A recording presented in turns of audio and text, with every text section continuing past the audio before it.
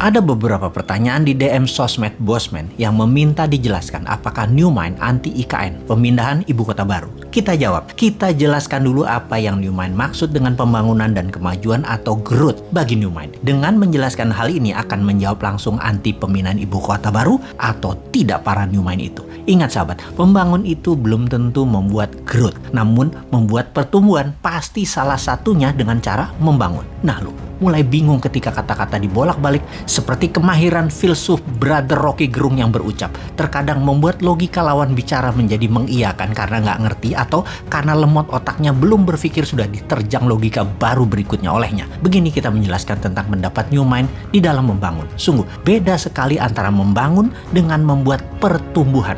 Kita tahu apa itu membangun, apa itu membuat pertumbuhan. Kita jelaskan. Benar, Indonesia saat ini terlihat banyak membangun infrastruktur. Ya, benar itu membangun. Namun jangan sahabat bilang bahwa membangun itu memajukan Indonesia. Belum tentu. Sahabat, pasti sampai informasi ini ada yang komentar, ah gila nih Bosman, tujuan membangun infrastruktur kan untuk kemajuan ekonomi. Benar kan? Begitu? Ada yang komen begitu kan? Jawabannya, belum tentu membangun itu memajukan ekonomi. Kita harus melihat bagaimana cara Indonesia membangun dan dengan siapa membangunnya. Baiklah, saya mau menjelaskan sedikit dengan pengandaian. Jika dalam rumah tangga, katakan kamu memiliki penghasilan 10 juta satu bulan, lalu kamu memutuskan membuat kamar tambahan dan ingin membeli satu kendaraan lagi atau satu mobil lagi untuk kebutuhan keluarga. Kamu menggunakan kartu kredit atau meminjam ke bank. Intinya kamu memakai uang orang lain. Apa yang kamu lakukan dengan pendapatan tetap kamu tadi? Kamu ternyata hanya bisa membayar cicilan yang 10 juta tadi. Pokoknya kamu tidak bisa bayar. Kamu berharap kamar tadi yang kamu sewakan, kosannya atau mobil tadi yang nanti akan diusahakan ke Grab Car Online misalnya, atau Car Online Transportation misalnya. Sepertinya rencana itu bagus bukan? Tetapi bisnis sekali lagi bukan matematis. Apa yang terjadi kalau tidak ada yang menyewa kamar tersebut sebagai kos-kosan? Apa yang terjadi kalau setoran transportasi online tidak mencapai target? Pasti dari penghasilan yang 10 juta tadi dibayarkan ke bunganya saja dan pastinya pokoknya tidak bisa terbayarkan. Kita terus menggantung harapan bahwa kos-kosannya mudah terisi dan transportasi online-nya akan meningkat hasilnya. Anda benar membangun, tapi belum tentu membuat maju perekonomian rumah tangga. Betul kan? Dengan ilustrasi tersebut, kita urai lagi lebih dalam apa yang terjadi pada ekonomi secara makro di kelas menengah ke bawah di Indonesia dalam 6 tahun terakhir. Sekali lagi, kenapa pertanyaan kita memfokuskan pada pengusaha kelas menengah ke bawah? Karena yang di atas, yang besar, yang oligarki, yang BUMN, mereka tidak menderita. Mereka naik pendapatannya karena fasilitas negara dan karena pejabat membuat peraturan yang menguntungkan oligarki. Maka kalau digabungkan, ekonominya jadi besar, jadi naik. Dan dengan menggabungkan ekonomi menengah dan kecil, sungguh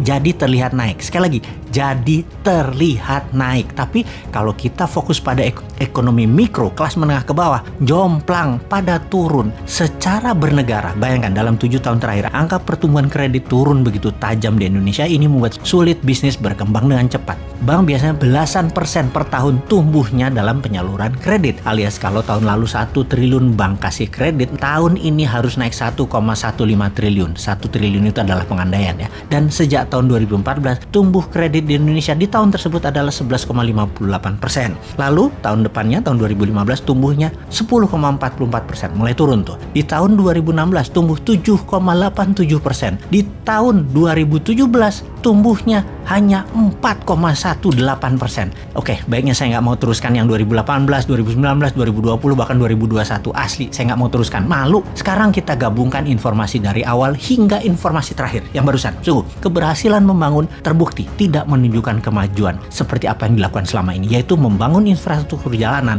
menggunakan uang asing dan serba asing, ternyata tidak menaikkan pertumbuhan bisnis mikro. Terbukti dengan menurunnya saluran kredit ke sektor real di UKM. Benar, kita membangun, tapi GDP per kapita tidak naik dalam 7 tahun terakhir. Apalagi kalau dipotong inflasi akumulasi selama 7 tahun. Pertumbuhan Indonesia minus. Fakta lagi, GDP per kapita 2014 adalah sekitar $3.700 per kapitanya. GDP per kapita 2021 $4.050. Dalam 6 tahun naik secara akumulasi sekitar 9%. Sementara total inflasi 2014 sampai 2021 adalah sekitar 14%. Ya kalau 14% dikurangi pertumbuhan yang 9%, 0%, ya minus pertumbuhan nasionalnya. Jadi kita pastikan bahwa membangun belum tentu memajukan atau menumbuhkan. Dan ini terbukti membangun infrastruktur dan terbukti tidak menumbuhkan GDP per kapita. Jadi yang New Mind Anti sekali lagi bukan memindahkan ibu kotanya, bukan membangun ibu kota barunya, bukan membangunnya sekali lagi. Namun kalau melihat cara membangunnya dan